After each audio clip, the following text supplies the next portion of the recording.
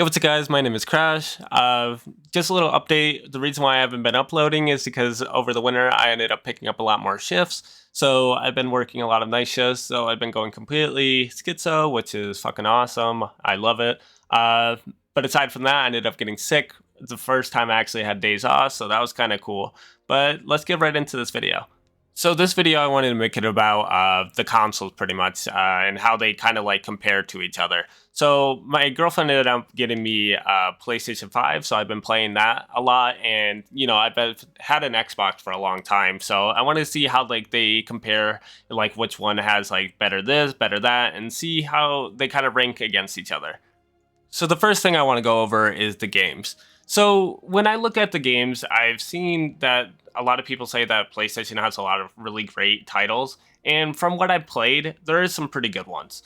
The ones that I have played so far is Ghost of Tsushima, Spider-Man 2, and Astro. That's pretty much it, and Demon Souls. I just beat that one.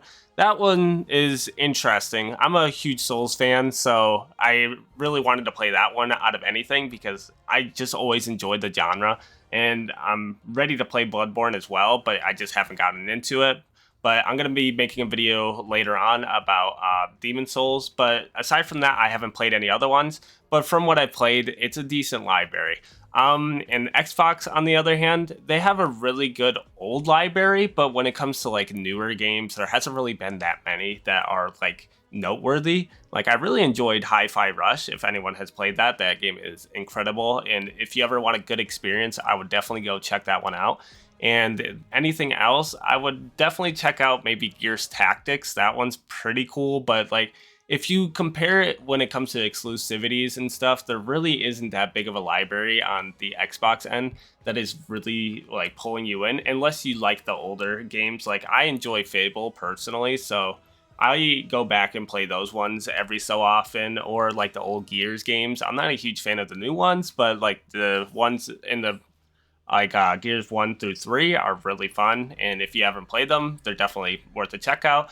And the same thing with Halo, like the new one's kind of iffy, but if you go back and play the old ones, it's pretty enjoyable. But you're buying these consoles definitely mostly for their exclusivity because, there's not really much else pulling you in because like the specs of the systems are kind of iffy. But yeah, if you really want some good titles to check out, I would definitely go with the PlayStation because there wasn't really that many new titles for the Xbox so far. But when those games start actually popping out, maybe there might be some interesting, noteworthy titles. But so far, there really isn't any that like attention grabbing, I guess, aside from maybe Starfield if you're really into that. The next thing I want to talk about is definitely the controllers. This might be an odd topic to talk about because most people will be like, well, why does this really matter? But it really does play a huge role if you're going to enjoy the feel or you feel immersed into the game, if that makes any sense. It might sound odd to people, but think about it this way. If you ever played Castle Crashers on like a keyboard, the game feels absolutely terrible. Same with like almost any fighting games. But when you play it on a controller, it just feels just right, if that makes any sense. But let's go into the PlayStation first. The PlayStation controller feels decent. I'll go with that. It feels really odd. I know a lot of people like the haptic feedback and the whole idea around that, but so far from what I played with it, it's kind of annoying. I honestly don't like the feeling of my controller being like stressed when I'm pressing down on a button. Multiple times when I have played a game, I feel like I'm breaking the controller on accident because of the pressure like stopping me from pressing it down. So I'm like, I haven't done anything to the controller. Why do I feel like I just fucking broke it? And I also don't like the idea of it like making noises. I don't really notice it that often, but when it does, it bothers the hell out of me. I don't know why. It's like something so like minuscule that most people wouldn't notice. And at least you can turn that stuff off. But the controller itself doesn't really feel that all too great either. But that might be because I have bigger hands, so it kind of feels awkward in my hands. Plus, I haven't played PlayStation console since the PS2, so I might just not be used to the feel anymore. Xbox, on the other hand, has always had a good feeling controller, but that might just be because of nostalgia or something. But I haven't really noticed the difference between like Xbox controllers since like the 360. They all kind of feel the same, but it's like a great feeling. Like, what most people say, if there's not a problem, don't try to fix it, I guess. that's kind of how it feels with the Xbox controller. Like there hasn't been a major issue with it. It would be interesting to see haptic at some point, but like it's something that really doesn't matter to me, at least personally. Like I could go without it for the rest of my life without even noticing it. It's the same thing with like the controller making noises and stuff. It's something I just don't care about. The last little thing I want to throw in at the end is definitely about the PS5 controller having a built-in mic. While it is pretty cool to see something like this being thrown in for people that can't really afford a mic, which is awesome because at least there's a way for them to communicate without like sending like a text message during like a match or something. Now you can actually just talk through the controller, which is pretty cool. But at the same time, it kind of reminds me of just a Kinect mic, which I really don't like the sound of like how Kinect mics sounded back then. They were probably the most fucking obnoxious things. There's a reason why people would try to make them turn off their own consoles and stuff. Well, it's pretty funny, but aside from that, it's whatever. It doesn't really add enough to make it better than the Xbox One for me, though.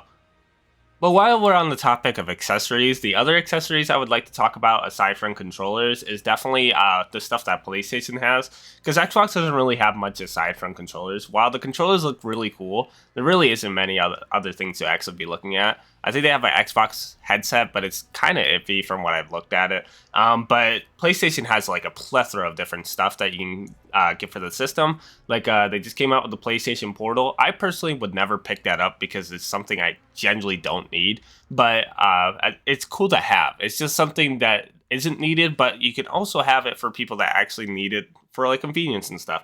And it's the same thing with the VR headset. Like it's something that you don't need, but it's great to have like a thing that is on the side just in case you want it. You know, it's really cool in that like mindset.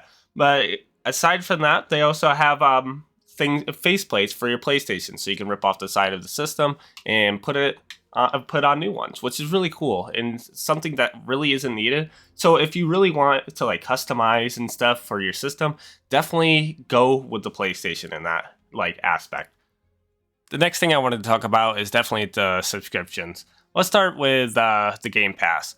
Game Pass, I love it. I don't really know if there's any like real issues with it. I love the UI. I love the way they have it set up. So like you can see what's new, what's like which categories you might be interested in. And like every different type of category, you can have it through A through Z if you wanted to. Well, with the PS Plus, it has like a really odd UI, but it has a lot more in its catalog. So this one's really down to like personal preference when it comes to it, because I think there's like 1,000 games on the PlayStation one, but there's a lot of games that you probably never even heard of or might not even be interested in. But there's so many in the library that might end up pulling your eyes that most people wouldn't even ever heard about.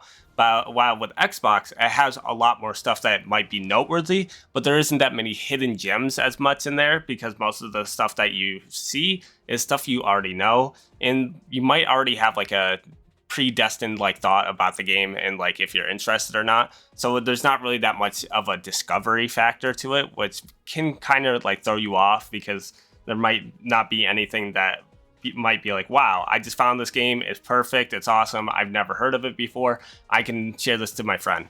But with PlayStation, because there's so many games that you probably never even heard about, if you find like a hidden gem, you can share it to someone and they're probably like, what the hell is that? And it's something interesting to check out.